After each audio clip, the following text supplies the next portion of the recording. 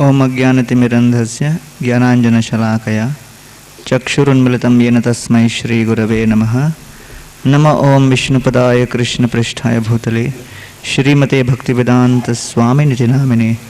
नमस्ते सरस्वती देवे गौरवाणी प्रचारिणे निर्विशेषशून्यवादी पाश्चात्यदेशतारिणे। जय श्री कृष्ण चैतन्य प्रभु नित्यानंद श्री अद्वैत गदाधर शिवासदि गौरभक्तवृंद। हरे कृष्ण कृष्ण कृष्ण हरे हरे, हरे Ram Ram Ram Hare Hare. Hare Krishna. So I welcome all the guests, the doctors and others for today's presentation. We are continuing with our presentation on curing the cancer of the mind. To give a brief recap of what we did last time, we discussed about 3 C's: comparing, complaining and criticizing. Just as cancer affects the body and makes a person completely helpless, spreads throughout the whole system and results in the total breakdown of the body, similarly the mind, also being part of our body, has certain mechanisms of functioning. And there are certain tendencies which destroy the healthy functioning of the mind. And therefore Bhagavad Gita describes bandhuratmatmanastasya yenatmaivatmanah jita anatmanastashatrutve vartetatmaiva shatravah. Krishna tells Arjuna in Bhagavad Gita, my dear Arjuna, for one who has controlled his mind, the mind is the best of friends. And for one whose mind is not controlled, the mind becomes the greatest enemy. Therefore, there is a lot of emphasis on physical fitness, but very less emphasis on mental fitness. People deal a lot with all kinds of psychiatric problems, but little do they realize that if they follow a certain fitness regimen, many of these so-called diseases can actually be avoided. And therefore this presentation is an attempt in that direction to educate, to let us understand what are those tendencies which we could potentially avoid so as to not arrive at that particular juncture when one experiences breakdown. So these may appear to be very common symptoms: comparing, complaining, criticizing, but they have a tremendous effect on our system. I was just giving the example the other day that even in very high prestigious institutions, like for example MIT or Harvard, in Harvard they have a very strange phenomena. Of course nowadays the results are declared on the net, but in the pre-net days, when they would declare the results and they would put out the sheets on the notice board, many of the students would go and take their cigarette and with a burning cigarette butt remove any traces of their grades which were there on the sheet, so that others would not know how much they have scored. Because this tendency is so prevalent in highly competitive campuses, and this prevents the healthy development of the mind. But modern day education system is so much geared towards improving and increasing and enhancing this competitiveness that we think it is very much a part of life. And how can one progress and survive unless one develops this kind of a mood? It may have certain benefits, but the point is these tendencies creep deep into our system, which we take in during our education years, and it carries on throughout our whole life. And there is no time when you can actually think, I can be free from this influence. So therefore, the whole idea of comparing is based on trying to establish oneself as superior to others. So the underlying principle is that of false ego.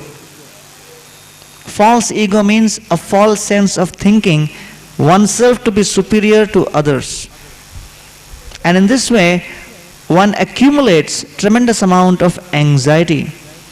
And this anxiety in one sense does not make any sense because it is far removed from reality, because at no point of time we can actually see a state where we are better than others in all aspects, in all respects. Because there are millions of souls in millions of species of life, and the whole set which we take to compare ourselves with is a very, very small percentage within the purview of our daily experience. And we keep comparing ourselves with a small set of people whom we interact with on a regular basis and consider them to be our competitors, threat. And in this way, it affects our relationship and it breaks down our normal dealings. There is the story of the hare and the tortoise. Very interesting story. So there was this hare and there is the tortoise, and both had this conventional race. So the hare went to sleep, tortoise won the race. So all of us know this story. So an interesting version of that, someone sent me on mail, that step 2 was, the hare thought, I have lost the race, but I won't give up. Let me try the race again. So the moral of the story was, slow and steady wins the race. All of us know that in our school days. So now the hare is really fired up, and then they have the race again. And this time the hare again speeds right ahead and again gets that feeling that I should go to sleep. Because it thinks it's no use, because I'm much far ahead than this tortoise, what's the point? But then he remembers the previous experience, and then he thinks, no, I should not make the same mistake again. And so he continues running, wins the race.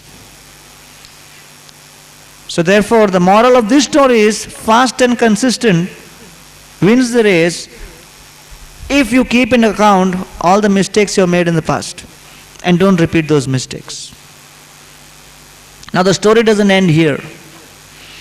So the tortoise is very angry, and he gets an idea that if the race continues the way it is, I will never win. So now the tortoise had 2 choices. The tortoise could have thought, God is so cruel, why he has made my legs so tiny, why my structure is like this. With this kind of structure, I'll never be able to win, I'll never be able to run fast. Life is cruel, God is cruel, everyone is cruel, the hare is cruel, the judge is cruel, and he could have got into a whole lot of mental turmoil, thinking about how circumstances have been specifically arranged against him to destroy him. Because when things are not going right, we all get into this persecution complex, that it seems everything and everyone has just been arrayed to put me down. It appears like that. So he could have gone into this whole mood, but the tortoise thought that no, I must use my intelligence, because each one of us is an individual and we are what we are, and there is no point comparing. So therefore, let me try another angle. So he approached the hare and says that, friend, let's have another race. And the hare says, hey, you have not learnt your lesson? You think I'll go to sleep again? There is no chance. But the tortoise said, no, I have one proposal. That this time when we run the race, I will decide the route. And the hare thought, whichever route you take, what difference it makes? This fellow is made the way he is, and he can never in 10,000 lifetimes defeat me. So then the hare agreed. So the tortoise, he started running. And he was tagging along behind, and the hare was running ahead. And then the hare was much ahead, and he was following the territory, the route charted out by the tortoise. And running, they came to the bank of a river. And the route had been made in such a way that at a certain point you come to a river and then you have to cross the river and the route continues. So that was the plan of the tortoise. So when the hare came to the river, he started scratching his head because he doesn't know how to swim. So he was looking here and there, thinking what he should do, and the tortoise comes along, looks at the hare, understands his helpless condition, waves at him, gets into the water, peacefully crosses, goes on the other side and continues on his own pace and wins the race. The hare is defeated. So therefore, the moral of the story is that all of us have our strengths, all of us have our weaknesses. We have been made the way we are. We cannot change that beyond a certain limit. There could be certain areas we could change, but there is a limit to what we can do. So therefore, rather than lamenting by comparison and thinking about how so many things are totally against me and how the Creator was not in a good mood when He made me, one should rather understand that yes, let me use my strengths to my best capacity. And this is how that tortoise functioned. And he won the race. He knew I could function within his limits and do my best. Now the story doesn't end there. They go one step ahead. Because of competing for so long with each other, they had become good friends. Sometimes that also happens. When you are fighting for too long, finally you decide that, we are the only two people talking with each other for many years now. Because we have hardly any time to deal or interact with anyone else. So since we have spent most of the time fighting, might as well become good friends. So now they decide to come together. And what do? They decide, okay, first half of the journey, the hare says, I will carry you on my back. And then the second part of the journey, the tortoise carries the hare on the back. And then the third part of the journey, again the hare carries tortoise on the back. In this way, when they cooperate, they are able to finish the race in the least amount of time. So many times, when we do not cooperate but rather compare, we are fighting against each other rather than fighting against the problem which we are supposed to solve. So all of us have a certain situation to overcome.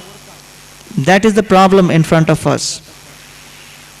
So if we are really intelligent, we will try to gather all the resources in such a way that our fight is against the situation and not against each other. And therefore, as far as comparison is concerned, it has its disadvantages, it has its difficulties, and it creates certain kind of stresses which all of us experience. And then I mentioned about complaining, about how when one complains, one is attracting negative energies. Because practically, this world has been made in such a way that nothing is perfect.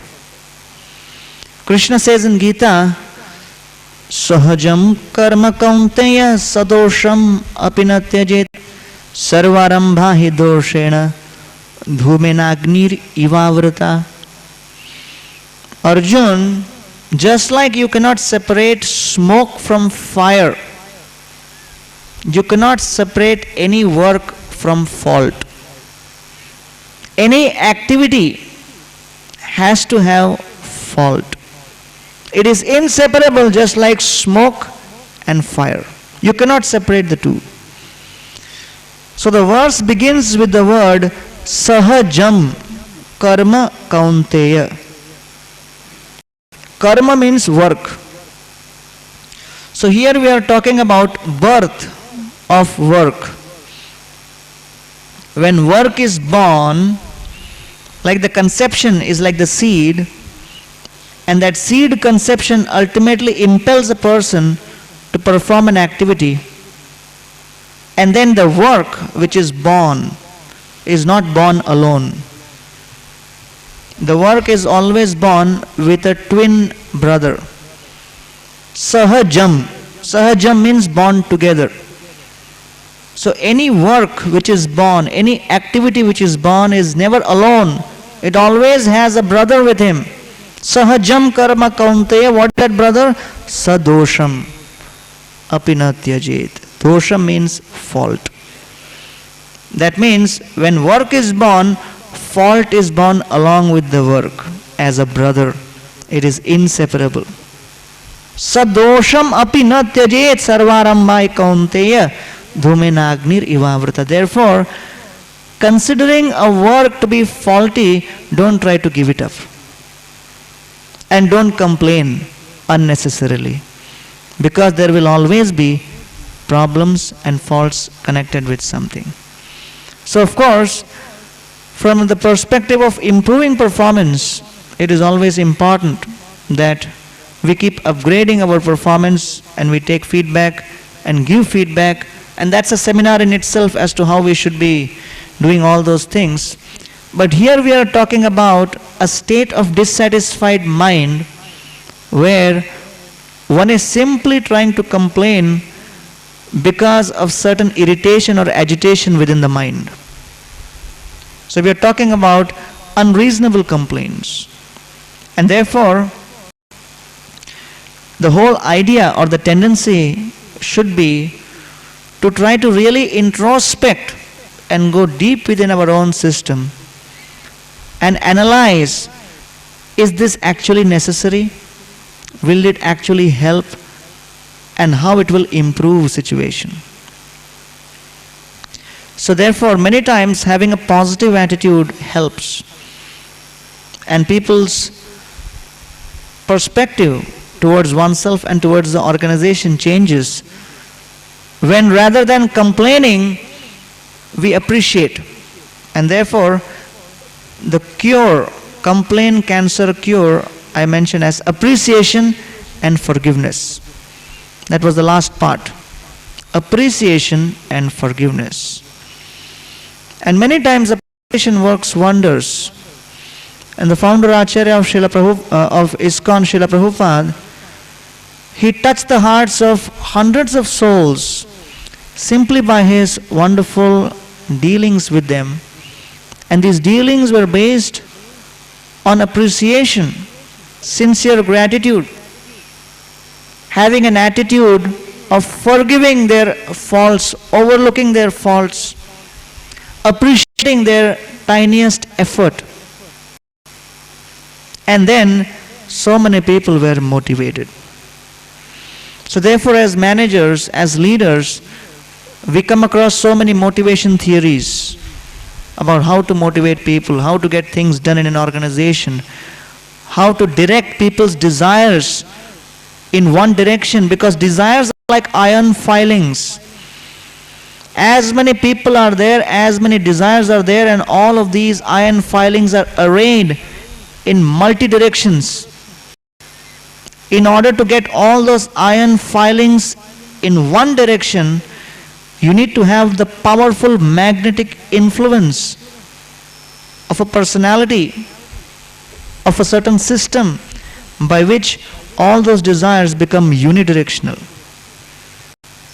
Therefore, Srila Prabhupada, through his example, showed some very, very interesting examples of how we can actually appreciate people and get them to give up things which they would never have been able to do.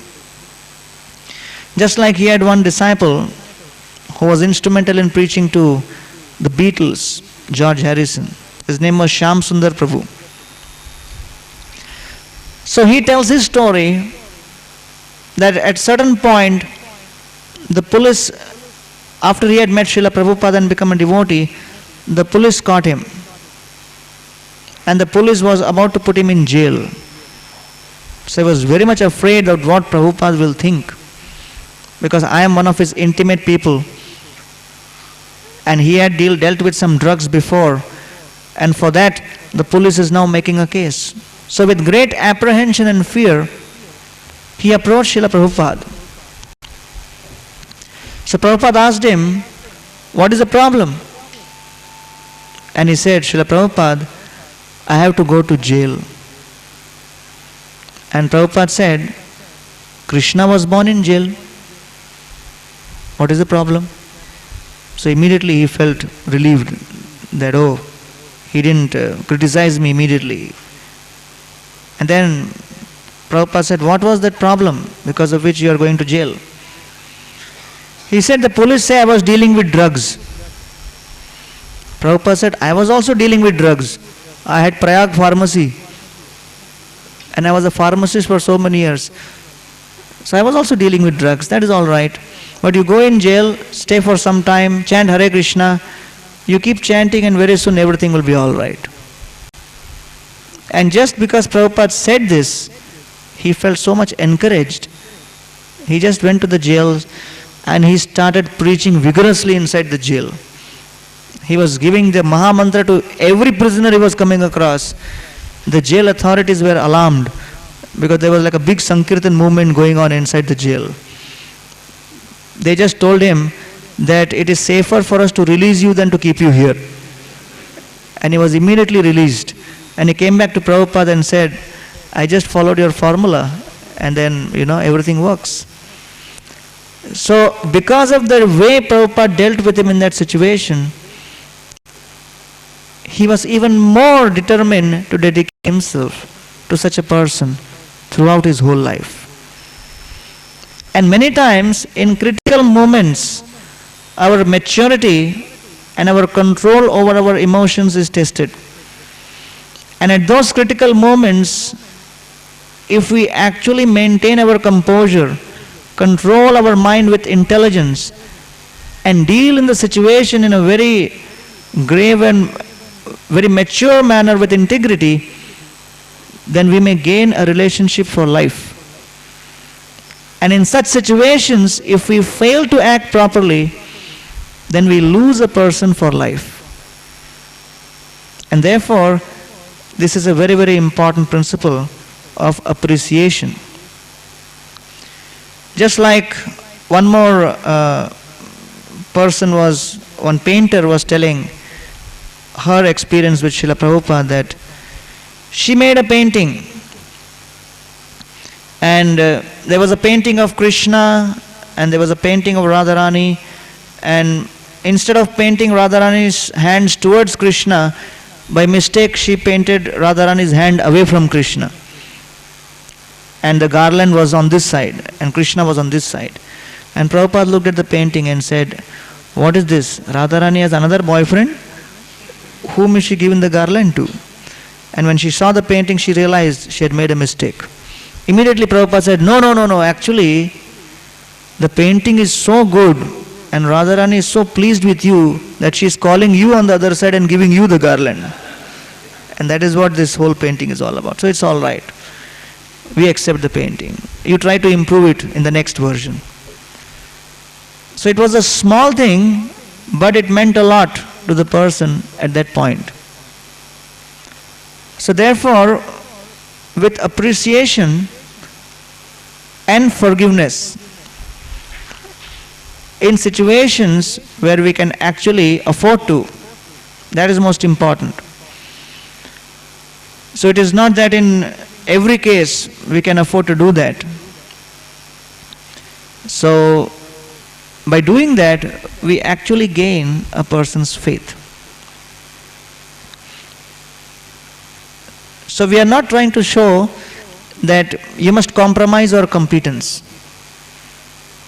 But without compromising on competence, if we try to maintain certain standards in our dealings, then we can improve in all possible ways. Just like, for example, in our temple in Chopati, we had one security guard. Just many years back when we just began the concept of having a security guard. And because he came to the temple, he became very spiritual, and he would always have a bead bag in hand and keep chanting and keep offering obeisances to everyone. So we had told him, be a little stern, and you should look stern also. that anyone who comes, don't just start offering obeisances. And remaining time he would keep the bead bag aside, take a notebook and keep writing Hare Krishna Maha Mantra all day. So we tried to give him feedback. Of course there was no one really overlooking his activities minutely. So what happened was, one day one thief entered, and this thief picked up Prabhupada's DT and started walking away with Prabhupada's DT. You know, he had one more fellow with him, and both started walking off in the afternoon. And at that time, you know, anyone could walk in, anyone could walk out. Things were pretty, you know, open in those days. And as these two fellows were taking the DT away, the security guard was offering obeisances to Prabhupada DT. And offering obeisances and saying, Jai Prabhupada, Jai Prabhupada. And these fellows were taking him away. And suddenly some brahmachari realized, why somebody is taking Prabhupada's DT? And he shouted from top, hey, interrogate that fellow, why he is taking? And then this security guard, suddenly he realized, maybe there is something wrong, and then he caught him. And then we realized they were thieves. And then we chastised this fellow, because he is supposed to perform a certain activity, and in that he is mixing his different emotions without understanding what is the actual duty to perform. Of course, from that time our Prabhupada deity in temple has chain around his waist, because we don't want to take any more chances. You know, whatever may be the level of security, you never know. India is India, and even the most hardcore security guard, you know, sometimes gets into his own mood. So, to develop a level of competence where there is expertise, there is no compromise on skill, and at the same time, when the people who are involved feel that yes, their efforts are appreciated, that is the biggest challenge for any organization. That is the biggest challenge for any body, because sometimes we go to extremes. Either we go for efficiency mode, and when we go on efficiency mode, we forget the etiquette mode. So to balance these two E's is very difficult. Should we emphasize on etiquette? Should we emphasize on efficiency? And to get that balance, that is the biggest challenge. So now we come to the third principle which we will speak on today, is criticize. Before you criticize someone, you should walk a mile in their shoes. That way, when you criticize them, you are a mile away from them and you have their shoes. He has a right to criticize who has a heart to help. Before you go and criticize the younger generation, just remember who raised them. Those who can, do. Those who can't, criticize. Let me walk 3 weeks in the footsteps of my enemy, carry the same burden, have the same trials as he, before I say one word to criticize. Before you speak, listen. Before you write, think. Before you spend, earn. Before you invest, investigate. Before you criticize, wait. Before you pray, forgive. Before you quit, try. Before you retire, save. And before you give, before you die, give. So, this is a very important principle, that to criticize is very easy and very simple, but one must understand the effort it takes to create anything positive in this world. Therefore, unless one puts in his effort to create a proper system, to create an organization, to create a business, to create an enterprise, to do something worthwhile, he will not realize what kind of endeavor it takes to go through this whole experience. And therefore, it is very important for us to understand that unless one takes some responsibility, one cannot develop the empathy of what a person is going through when he's performing this task. So this is a very important principle which we see here, that one may speak something irresponsibly, but that speech has tremendous impact. In the 4th canto of Srimad Bhagavatam, there is a story of Dhruva. Small boy, only 5 years old, he sees that his brother is sitting on father's lap and he wants to sit on the father's lap. So as he makes that attempt, his stepmother, Suruchi, becomes so angry, she blasts him and tells him, "How dare you try to sit on your father's lap, you impudent boy? You don't know that to sit on that position you have to be my son. And the only way you can be my son is you give up your body, and maybe in your next life you are born as my son, then it is possible. For that you worship Lord Narayan. When Lord Narayan is pleased, then that desire may be fulfilled." So in this way, she speaks these words. Everything is finished in one moment. But then, the way Dhruva perceives it is intense. Because tears start streaming from his eyes, his throat gets choked, his lips are parched, quivering and trembling with anger. He's like a hissing snake who has been stepped upon by someone, and he runs to his mother Suniti for shelter. This is the effect and impact of a few sharp words. And that is how fragile our existence is in this world. Here is a boy who is living in the comfort of a palace. Here is a boy who has been born in royal opulence with a golden and silver spoon in his mouth. Here is a boy whose father is the king and he is the prince and will become the king in due course of time. His future is guaranteed. Here is a boy who doesn't have the anxiety of going to school, college and having to pass exam and standing in line for interviews and passing. Future is guaranteed. King, definite. He is the elder boy. So as far as food, clothing, shelter, no problem. But everything said and done, at that moment, he became so miserable that he decided, I cannot stay in this place for one more moment. And he decided to take revenge. Do something to counteract that.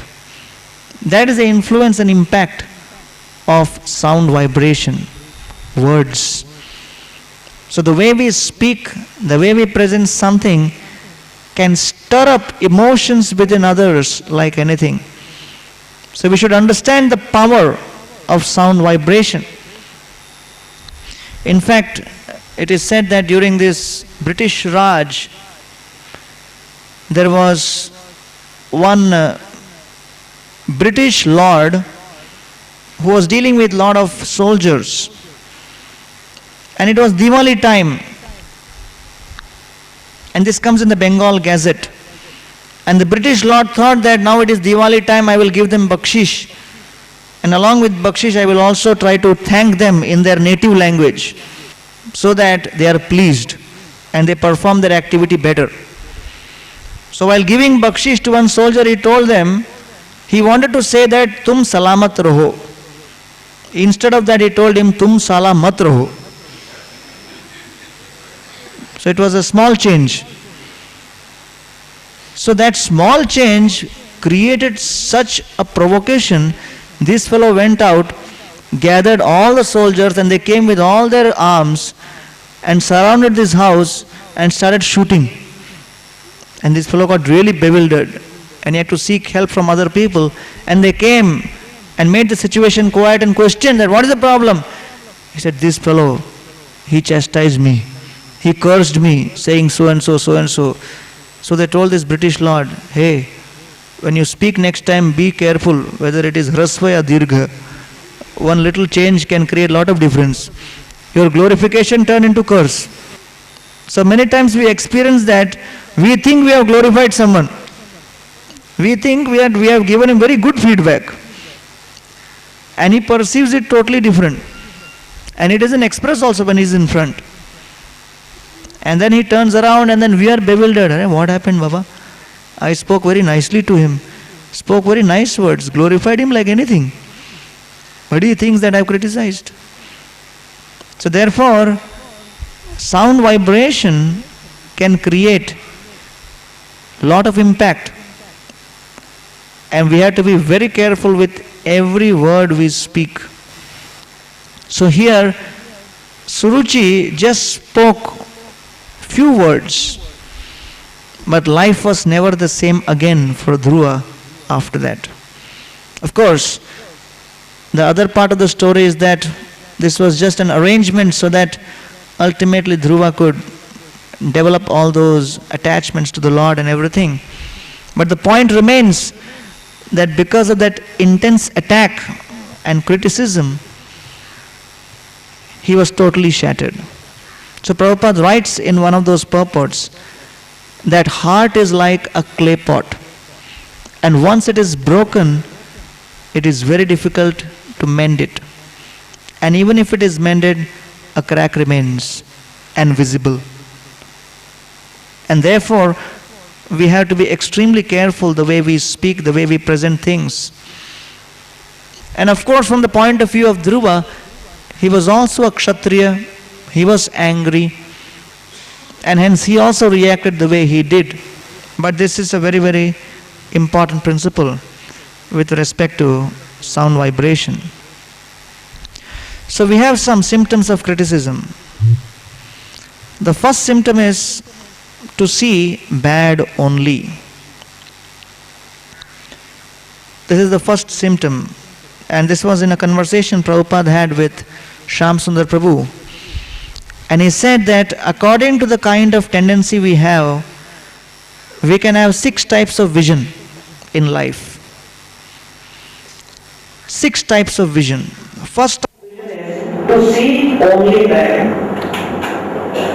That means we don't see any good at all. And these are dynamic things. It is not that we are constantly in one particular vision all through the day with all people. No. On different days we develop different vision. Dealing with different types of people, our vision changes. In different situations, we change these glasses. So these are like different spectacles. And we put on these spectacles in different times, in different places, different circumstances. And because of that, conflicts arise. And this is like a beautiful description Prabhupada gives. And if we understand this essence, lot of our conflict-related problems will be solved. To see bad only. All of us have this experience that sometimes we don't like a person at all. And if that person even climbs Mount Everest, still we can't see any good in them. We may say that he may not have climbed Mount Everest, must be some other problem. Or somebody must have taken him on a helicopter and dropped him there. Who knows, whatever. Maybe we are seeing all of what he did. So somehow the mind doesn't allow us to see any good in that person. Whereas with someone else we may be more liberal. But to see bad only is something which all of us go through in different situations. Like for example, when Srila Prabhupada established Islam, and one newspaper reporter came, and he was bent upon proving that what is going on is bad. So you know Srila Prabhupada, I heard that there has been a ban on ISKCON in Japan. Prabhupada said ban means what? At least something was going on. So far nobody did anything to spread the mission there. At least we tried something, then only there is ban. Ban means what? That people think it is something strong. Another time, Srila Prabhupada was, with an Indian reporter in India, and his reporter was again and again trying to prove that Hare Krishna devotees are CIA agents. They were saying, are you CIA agents? We heard you are CIA agents. Where do you get your foreign funds from? What is your spying activity, this and that? And Prabhupada said, you come to our temple and stay with us and see. Which CIA agent get up at 3:30 in the morning and take a cold water bath and spend 3-4 hours sitting and chanting? So therefore, Prabhupada, when he was preaching in India in those times, in early 70s, it was one of the biggest challenges because, unfortunately, right here in the land of Dharma, people were not willing to accept this, and they were seeing various kinds of faults. They were seeing things which were bad. In fact, when Prabhupada was a householder, he was trying to distribute books in Jhansi, and he gave a book to someone, and he told him, this is easy journey to other planets, you read this book, you go to the spiritual world, Golok. And this man said, after going to Golok, can I come back to Jhansi? He said, no, you can't come back. So this man said, I don't want this book then. You are teaching some nonsense, you are telling everyone to leave the country, go somewhere else. Like Krishna Maharaj was telling the other day, that he distributed book to one man in Philadelphia. And the man said, why do I need this book? What does this book talk about? And Maharaj said, this book talks about death. Death can come at any moment.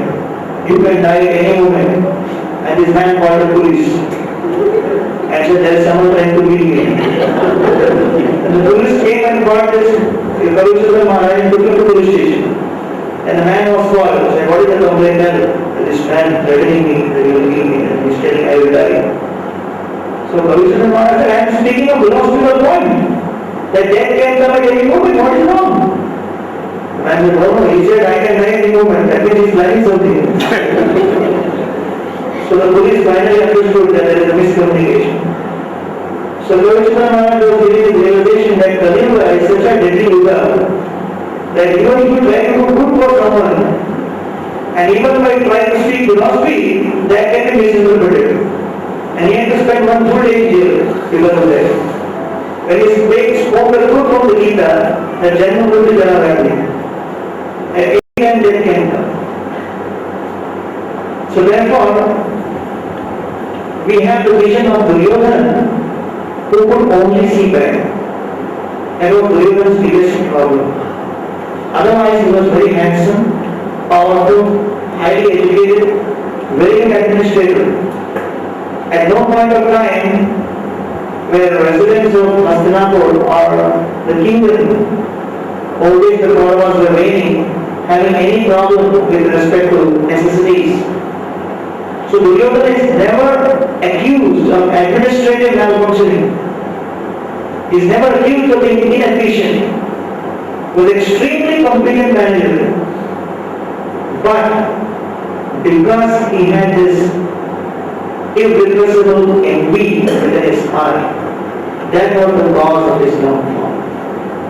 So sometimes you may have everything, but you just can't tolerate one person being little more superior to you, and that can actually destroy your whole life, whole career, whole relationships and everything. And this was Duryodhana's biggest problem. So Gauranag told, okay, you go and see in the kingdom Duryodhana, that who is the best person. And Duryodhana is thinking, why make all this endeavor? Is there any doubt? Gauranag, I mean, I am standing right in front of you. I am the best person. There is absolutely no need to even consider anything else. So he was in that consciousness, totally blinded by his false ego. And therefore he could only see bad in others. So this is not something which can be overcome with good education. Because amongst all the different types of politics existing in different organizations, the topmost exist in the scholar circle. Ramakrishna Goswami was doing his PhD from Cambridge and he did his masters from South Methodist University. He was saying once that okay, I have seen a lot of politics in spiritual organizations, in other organizations where people are trying to come together, throw them, trying to bring them down. But after I entered into this scholar circuit, where all these big PhDs are competing with each other to publish papers, to present things in conferences and research work is going on and this and that. Then I realized that all the other organizations and all other politics I've seen so far is like kindergarten. Because here, high power intellect with very less emphasis on character. And that is the deadly combination. So therefore, we see that when one has this kind of principle, then he sees only that. There is nothing but that. That is the first kind of vision. Second is to see good and to see bad, but to select bad. So you see, there is some good also, but you try to ignore it. Let me see the bad only. So that is another very difficult situation to handle. So we have some idea, some appreciation, but we do not see what good things are possible in this. Like for example, when Prabhu was preaching, many of the people were joining the Hare Krishna movement. Of course, previously they were hippies, rebels, doing all kinds of things. But because they came in contact with Hare Krishna, they transformed their lives. But that didn't stop there. They also went and joined the Hare. So many of the parents, they met Srila Prabhupada and they could appreciate that yes, because of contact with Hare Krishna, there has been a transformation, there has been a change for the positive. But it is too much change. That they should only limit themselves up to here, but they gone much far and beyond control. So like Brahman Swami and Gauranag Swami at that time. First Brahmananda came and met Prabhupada in New York City and joined. So his mother was alarmed. So she sent Gauranag, you go and get the brother back. So he met Prabhupada, he met his brother, he left the lifestyle, he was joined. So mother was very good. I sent both my sons, both are joined. She came to Prabhupada and she started complaining. You are doing very horrible activity here, making my sons join. Prabhupada said they were on the streets. They didn't have food to eat. I brought them into the temple, fed them prasad. They didn't have proper clothes. I gave them nice clothes to wear. I am taking care of them, providing them shelter here. For all that I am doing for them, taking care of your children, you should be giving me donation. The mother was very good. I came here to fight with him, but he is putting it on me. And I should give donation. She didn't expect this response. She told Prabhupada, but okay, Swami, I have already donated my sons to you. Prabhupada, thank you very much. That is what I wanted to hear. If your blessings are there, everything is fine. One more lady came and she was thanking Prabhupada. That okay, my son was totally off before, doing all kinds of drugs and everything, but now he started, behaving himself well and I'm grateful to you. But I really appreciate you just sending back for some time. And anyway, he's not the only son, we have 8 other sons in our family. Prabhupada said that we can take everyone. We'll take care of all of them. So Prabhupada said that the society is such that when a person is indulging in sense gratification, then there is not so much objection. Then when a person actually transforms through Krishna consciousness, people can see that, but still it is very difficult for them to appreciate and accept what he is doing. So they think that, okay, this is brainwashing going on. This is brainwashing business. So many times Prabhupada will be accused of doing brainwashing. And in fact, our Mohan Maharaj, one of Gauranag Maharaj's friends, is in the Gauranag. He says he's from South America. And he comes from a family where there were around 16 brothers and sisters. Family of 16. And he was the 16th. And in fact, their family was so big, when they would have food in the courtyard of their house and the door would be open, some passers-by from the street would walk in and also sit for eating the food. And the father would have to say, hey, this is one family. This is not a hotel, please go. They would have to tell them that. Otherwise, many people would think this is kind of food for life going on. So we can see them also eat here. It was such a big family, and when he joined, his father and mother both were crying. They said, what is going on? What is the problem? He said, no, who will take care of you? And what will happen to you? And we won't get grandchildren from you. Now you have 15 others, what is the problem? But still, we want from you also. And so they could never appreciate the movement. And then, at a certain point, he took sannyas.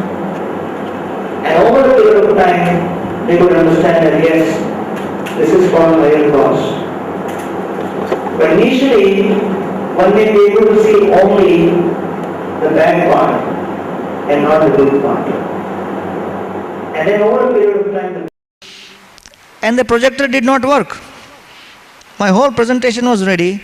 All the professors had come. It was like a very high moment for me because I have been banned in IIT. I'm not allowed to give classes inside IIT also. And here I was getting an entrance into MIT and I was thinking, wow, this is like the high point of preaching career, that lecture in MIT, which is like the grandfather of IIT. And I was hoping to get certificates from there and show here in IIT that you have banned me, see. I got into MIT. But just as the lecture was about to begin, everything failed, collapsed. And as I was being introduced by, the person, he was introducing me with mic in one hand and also trying to figure out how to make this thing work with the other hand. 3-4 people were on the job, but nothing worked. Finally, they told me that you can make your presentation, without the LCD only. And I couldn't say anything because the topic was overcoming anger. So it was quite appropriate that I was tested at that moment. But the whole idea is that you may make all the best arrangements, but still you cannot predict what will happen at the last moment. So therefore, here there are people with immense technology, immense power to control, and they think that yes, they have achieved perfection in everything. And so the tendency becomes to seek out the least possible fault and magnify it. But this creates a whole negative thinking pattern. And therefore, the cause of this criticism is false pride. And the effect is that, of course, one becomes discouraged. And in spiritual parlance, we call what is known as an offense. And the third one is applicable to only someone who's like practicing actively spirituality. What we say is fall away from the path, and there is a kind of problem in the practice of his spiritual duties because of the reaction he receives as a result of this. And therefore the cure for this is humility and glorification. Humility word comes from the Greek humus. Humus means soil. Soil, mitti. So therefore, for love of God to exist and grow, the seed has to be sown in a soil. So therefore, for the Bhakti Lata Bij the soil of humility is important. And only in that soil it can actually grow. Therefore, the word humility is mentioned here and is very, very important.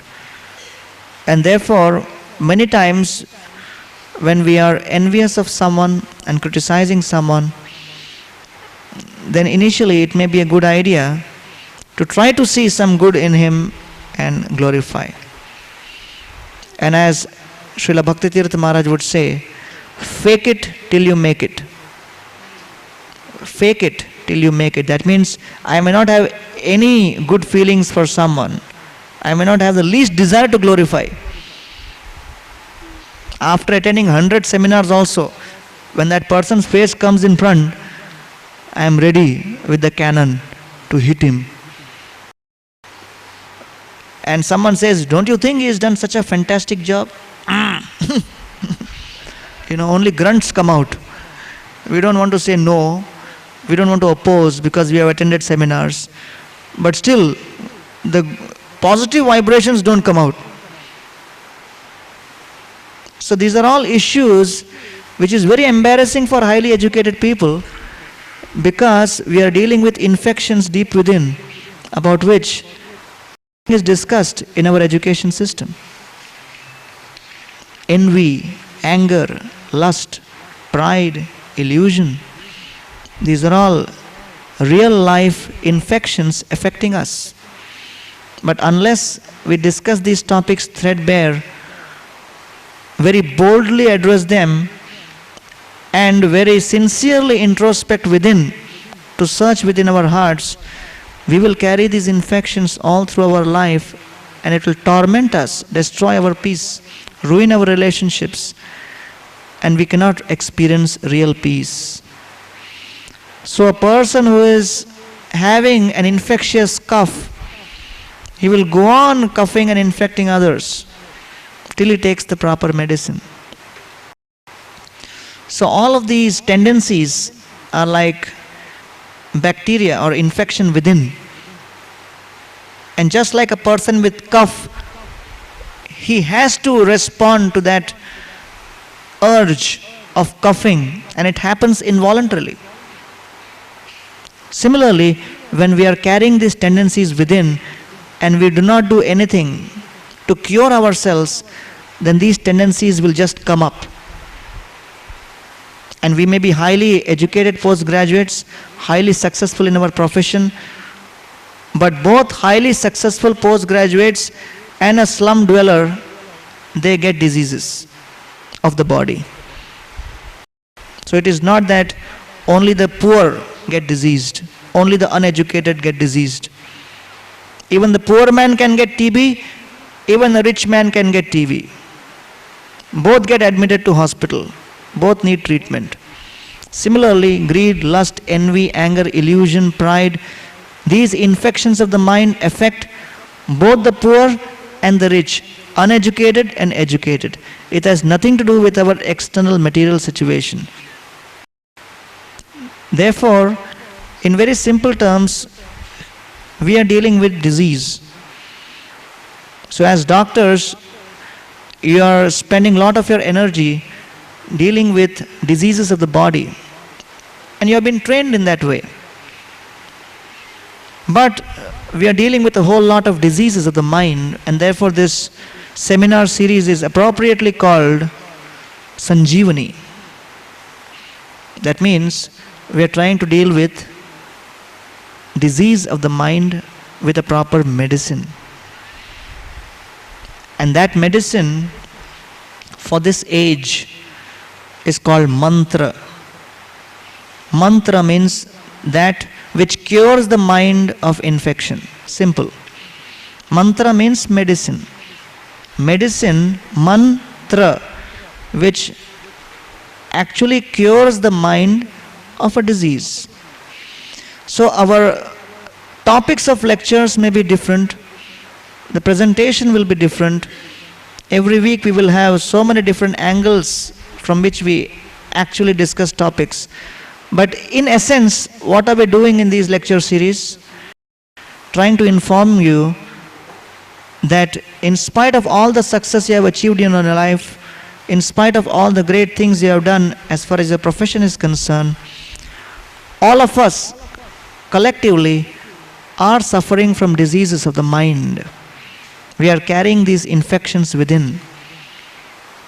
And there is a cure which exists, and all of us should attempt to cure ourselves of this with this medicine. And that medicine is called the mantra. And unless you actively take this medicine on a regular basis for the mind, it is not going to transform you automatically.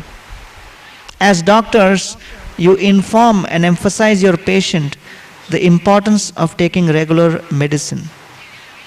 Similarly, if we have to cure ourselves of the disease of the mind, we have to take the medicine for the mind regularly in proper dosage. And therefore, this Mahamantra you can begin. We can begin with 4 rounds of this mantra. And one mala contains 108 beads. So if you try to chant half an hour, you will be able to complete 4 rounds of Hare Krishna mantra. And you try it as an experiment for a month and see the effect of this medicine. And you will be astounded to see the powerful effect which this medicine has. So that is in essence the message which we are trying to convey through this seminar, through this series. And unless we take the medicine regularly, we will not understand the logic of the whole discussion with the doctor. Because the doctor in the clinic will at the most analyze the problem in great detail from different angles. And he will try to convince, like all of you, convince your patients about what is your problem, what is the cause of your disease, how is it affecting your system, and why you are showing certain symptoms. So all of that said and done, but the success of your treatment, the success of your credibility lies in the patient's cooperation in taking that medicine as per the dosage which you recommend. If the patient takes the medicine and dumps it somewhere and then says, doctor's medicine don't work, then you can't do anything, because he is not taking the medicine properly. Therefore, this medicine is very important, and when we take it on a regular basis, you just try as an experiment for 1 month, and then you will see the effect for yourself. Thank you very much for your kind attention. Hare Krishna. Very much for both the series of the lectures, because we could very nicely relate to all the headings that you discussed. I wanted to ask you, you said, Srila Prabhupada said 6 points to understand this criticism: to see good and bad but select bad only, to see bad only, and to see little bad and magnify. But which are the other 3? Yeah. And I also want to understand criticism. The first point you said is smoke and fire are integral parts of each other. So if in this world everything is naturally attached with a fault in it, Yeah. then what is the distinction between criticism and realistic understanding of the two?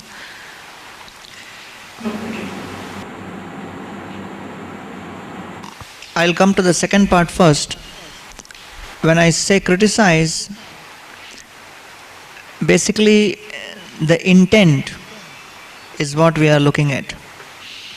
For example, if the son, small boy, goes to the father and tells the father, "Father, give me cigarette," and the father, slaps him or chastises him and tells him, "Just shut up. Who told you this?" So you can't tell the father, "Hey, don't criticize your son. You are criticizing your son. This is not good." No. It is the father's duty to correct, because the son's understanding is not right. So you don't expect the father to say, "Okay, which brand you want, beta? You tell me, I'll get it for you." So you can't say, "Oh, very good." The father is seeing the good in the son. He's trying to see how his son is so creative. He's going beyond his years. He's maturing so fast. So there can be so many ways for you to look at this whole issue. But the father supposed to discipline. So the intent of the father is to seek the welfare of his child. And therefore whatever needs to be done to achieve that end, the father does. So when we speak of criticize, then we are speaking of,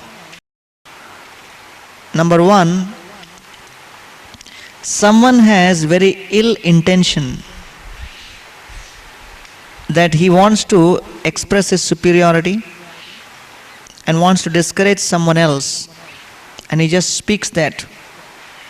So the intention is not to help the person, but to discourage the person, to put down the person, or something like that.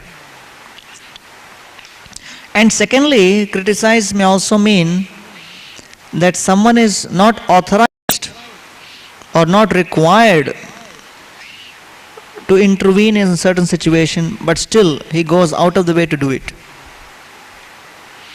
So just like, okay, you have your son and you are bringing him up in a certain way, and someone else comes and starts commenting, oh, why you are dressing your son like this, why you are sending him to this school, why you are making him play this game.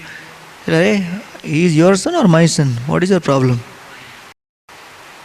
You take care of your son and do whatever you want with him, but we have decided to deal with him in this way, and let us do that. So therefore that is unwarranted criticism, unsolicited criticism. That means you have not asked for the opinions, not asked for the suggestion, still it is coming, which is disturbing. So their intention may be right. They may think, oh, I think if these people do things this way, it is best. But since you have not asked them, so whatever comments come is perceived as criticism. So that may happen in organizations also. That okay, someone is managing things in a department in a certain way, and someone else just makes a comment or speaks something. So therefore that may be perceived also as criticism, because if he is not officially on the board of decision makers who are supposed to evaluate and improve, then others may think, what is his business? Why is he trying to speak this way? Although that person's intention may be right. So we have two situations where there is wrong intention, and second situation where the intention is right, but the relationship is inappropriate. So therefore, both the intention and the authority must be there. Otherwise, even unauthorized but well-intended feedback is perceived as criticism. So one must ask these two questions. What is my intention? And number two, what is my authority to actually comment in this situation? And as far as the other three are, but because it was basically on criticism, so I didn't go into it. The other three are that to see both good and bad, but to select good. And the fifth is to see only good. And sixth is to see little good and magnify it. And basically this is the highest. And Prabhupada writes in the 4th canto purport, in the verse where Sati is chastising her father Daksha, Doshan Pareshan Hi Guneshu Asadhava. She's chastising Daksha, saying that you are so low class that you see only faults. But my husband Shiva is such that he sees the minutest, tiniest good quality and magnifies it. So Prabhupada writes in that purport a beautiful statement where he says that anyone who sees good in others is considered to be a good soul. But amongst hundreds of such good souls, if someone is able to see a tiniest good quality amongst all faults, he is considered to be the best good soul. So that situation is very, very rare. And therefore Maharaj Parikshit, he is considered to be in that category. Nanu dveshti kalim samrat sarang iva sarabhuk kushalani asu siddhyanti netarani kritaniyat. What was Parikshit Maharaj's special quality? He could see the tiniest, minutest good quality in an ocean of faults. And that happened when he was dealing with Kali. So Kali personified standing in front of Maharaj Parikshit, but still he could see that tiniest good quality. What was that good quality? That in Kali Yuga, you perform any good activity, even within the mind, you get credits for that. You get rewarded for a mental pious activity. And you are not penalized for a mental sin. And this kind of activity is not, this kind of evaluation is not there in other yugas. If you commit a sin mentally, you get punished. So therefore in Kali Yuga, this double benefit exists. That even if someone commits a sin mentally, he won't be penalized. And if he just mentally thinks of doing something good, he will be rewarded. For this, Parikshit Maharaj, he actually forgave Kali. And therefore you can see that Kaler doshanidhe rajan. Kali Yuga is an ocean of faults. But in the ocean of faults, Maharaj Parikshit, he could see this tiniest, minutest good quality, and on this basis, he forgave. Therefore, the Bhagavatam verse describes it as Nanu dveshti kalim samrat saranga iva sarabhuk. He was not envious of Kali, he was saranga. Saranga means he could choose the essence. And this was the essence of seeing the good quality in Kali. So this is the benefit of this age, that all we have to do is make a sankalpa in the mind. So when Vasudeva was in the jail, when Krishna was born, he could not physically be present to give donation of charity of cows to Brahmins. So he made the charity mentally in the jail, and that was accepted as good as a proper charity. Therefore, this is an advantage that all of us have this ability to think and desire, and the sky is the limit. But if we consciously, within our mind, even fantasize of doing wonderful things for society, for the Lord, in devotional service, to help humanity, all that is considered as positive and we get rewarded. You can build 100 crore temple in your mind and offer it for the Lord's pleasure. You can decorate the deities with 24 karat gold, all kinds of precious diamonds and stones, and the most beautiful of dresses. You can import flowers from all over the world and make garlands in the mind and offer it. So the sky is the limit, because we have a desire to think, feel and will in the mind. But the problem is we are always fantasizing about ourselves. So we can transfer that for the Lord and do that within the mind, and we'll get the credits for that. But of course, we should not do for things which we can do. We can't, when the alarm goes in the morning, we can't close our eyes, think, now I have chanted my 16th round. Okay, I've got the credits. What we can do, we should do. Otherwise, even Janmashtami collection will become impossible. You go to a donor and the donor closes his eyes and said, done. I have given. So Vasudeva, when he came out of the jail, first thing he did was actually call all the Brahmins to the palace. And then he donated the cows physically also. Otherwise, this philosophy is it's like a double-edged sword. That anything you may say, okay, I'm going to do it mentally. Come for the meeting, yes, I'm there. Don't worry, you start. You go ahead, I'll just be there. So the whole idea is that Parikshit Maharaj was such a leader that he had that maturity to understand how to deal in that situation. Like that. Okay? Any other questions? Yeah. Hare Krishna Prabhuji, you mentioned about positive attitude. Does positive attitude works under all circumstances?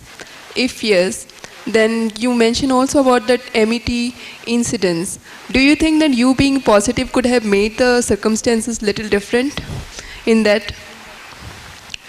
Well, I was positive that I went ahead with the seminar and didn't scream at anyone, didn't chastise anyone, and controlled my emotions and thought that this is Krishna's arrangement, that he wants me to depend on him, not on the LCD projector and all the other things, and just went ahead with whatever was available, and in the end it turned out to be very, very good. So I'm just saying that at the spur of the moment, when things just don't work the way we expect, it affects us, but immediately we have to use our intelligence and control the emotions. So many times these kind of things happen, that we are affected in various ways. And I would like to again quote Srila Prabhupada, that he was so positive. One person who was very close to him, he left. Prabhupada had spent a lot of time training him. He left and then he came back and he was explaining to Prabhupada his condition. He was saying how he is having difficulty controlling his mind. He cannot give up addiction to smoking. He gets tempted by all kinds of illicit affairs. He does this, he does that. All kinds of sinful activities he's doing, he was explaining in graphic detail. And devotees who were sitting near Srila Prabhupada, they got up and started walking out, thinking that we are getting ideas now by hearing all this. This person is expressing his mind, but we are getting contaminated. And then only one devotee, Tejas Prabhu, he was sitting there till the end. And after this gentleman had spoken 1 full hour of all his problems, and it is something which could have, depressed anyone, that okay, I have spent so much time, effort, energy into this man, and I would like to see him as a success, do something in spiritual life after all that investment. As parents, you expect that from your children, that we have trained them in good behavior, in culture, in education, sending them to school, making all this sacrifice. This is how they should reciprocate. You have your expectation. And every leader, anyone who invests, has that expectation. He has a right to have that expectation. So after Prabhupada heard all of these things from this person on whom he had spent hours and years of his life, trying to mentor him, tutor him, guide him, lead him, and he could very much see that this person has fallen apart like a pack of cards, and there is absolutely nothing you can do. And in such situations, many of us, we actually become angry because we don't like to face failure. And when we see that, okay, someone else from whom we expected so much has broken away, then we think that I have failed. And just the sight of that person reminds us of our failure, and so we start hating that person. And your presence makes me feel I am a failure, therefore get lost. That is our standard response. So therefore, in such situations, we understand that we don't actually love that person. We love our own ego. And because that person has failed indirectly we think it is my failure and it affects my ego. And so the dealing is on the level of false ego. Real love is unconditional. And therefore a person is willing to forgive to any extent. And from that springs the actual positive attitude. So Prabhupada, when he heard all of this interaction, all of these outpourings from his disciples' heart, and Guru means heavy. That means he could really have cracked down upon this person, chastised him left and right. So much you have heard, so much you have seen, I have trained you so much, this is how you behave. He could have gone into that kind of a response. But you know what Prabhupada's response was? He turned towards Tejas Prabhu, who was also kind of feeling embarrassed to have a God brother like this. That, this is the kind of things he's doing. My God, I am really embarrassed to even call him, someone connected with Prabhupada. Prabhupada said, just see how this soul is struggling for Krishna. That was Prabhupada's response. How this soul is struggling for Krishna. And that is positive attitude. Because Prabhupada saw that if this person was really only intending to engage in sense gratification, he won't come back and tell me all these things. He will just do it.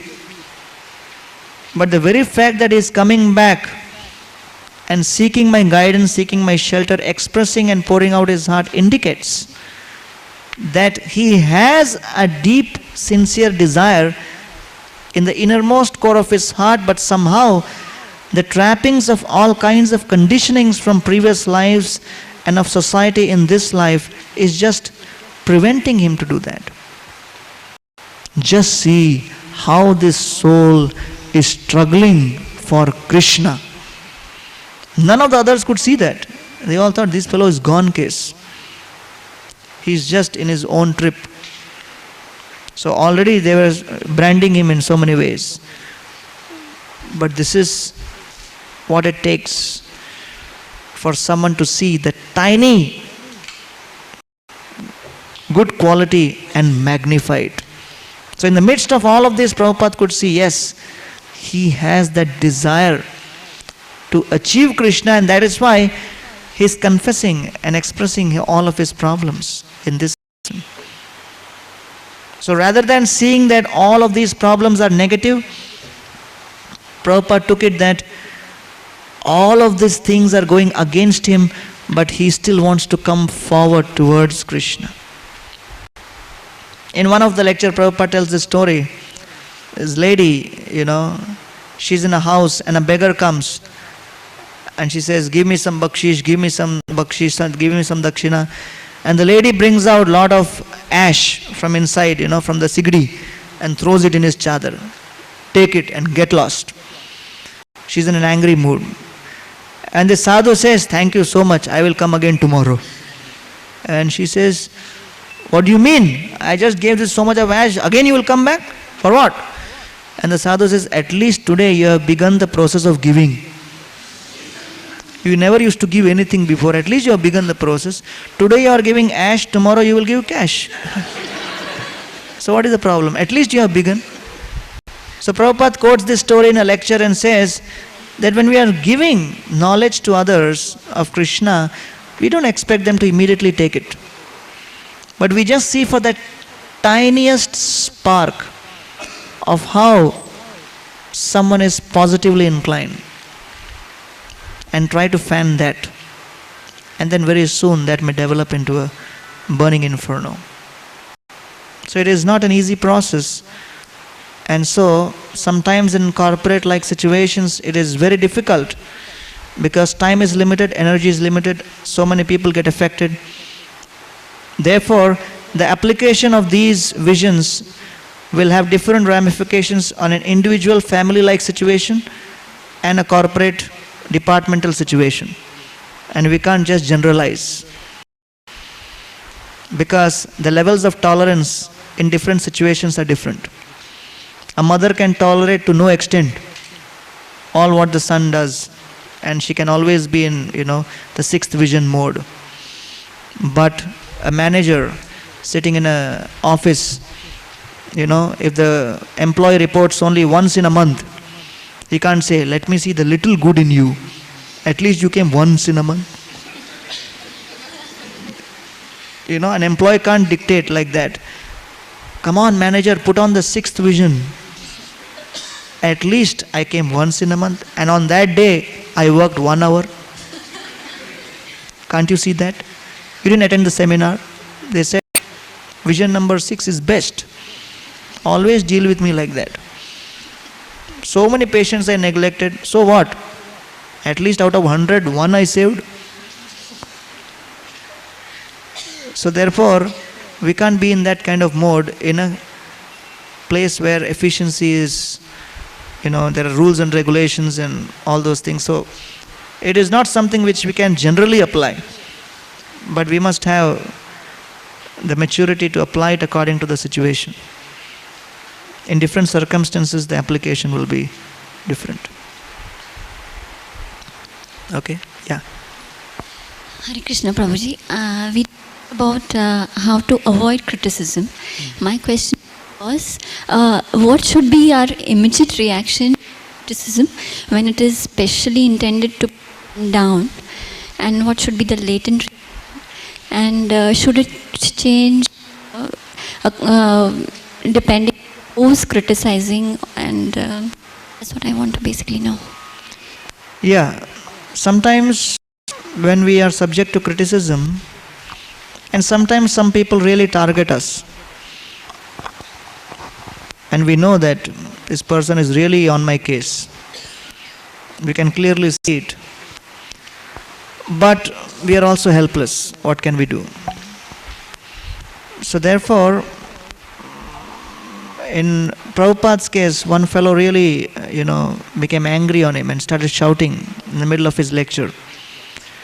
And after 3 days, Prabhupada asked his other disciples, I don't see that gentleman now. Why is not coming?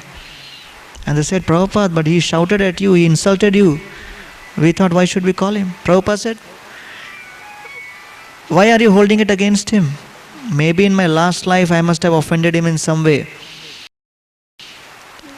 So, but if he has some issues with me, why should he be prevented from coming close to Krishna?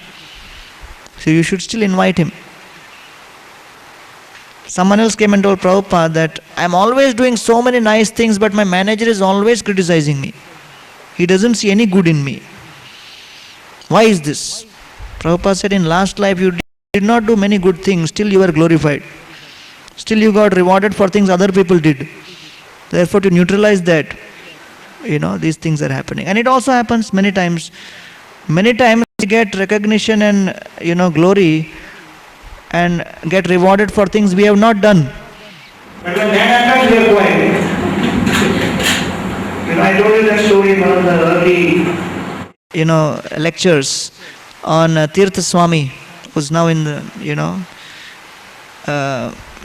when he was in Vietnam War. So he was really scared to fight. And when he went on the Vietnam War, one of his friends got a bullet.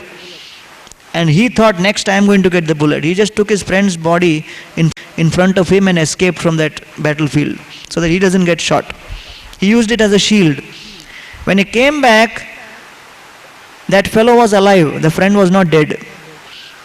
And the government rewarded him bravery award for saving friend from battlefield, risking his life and helping comrade in battlefield. And he said, when I got the bravery award, I kept quiet.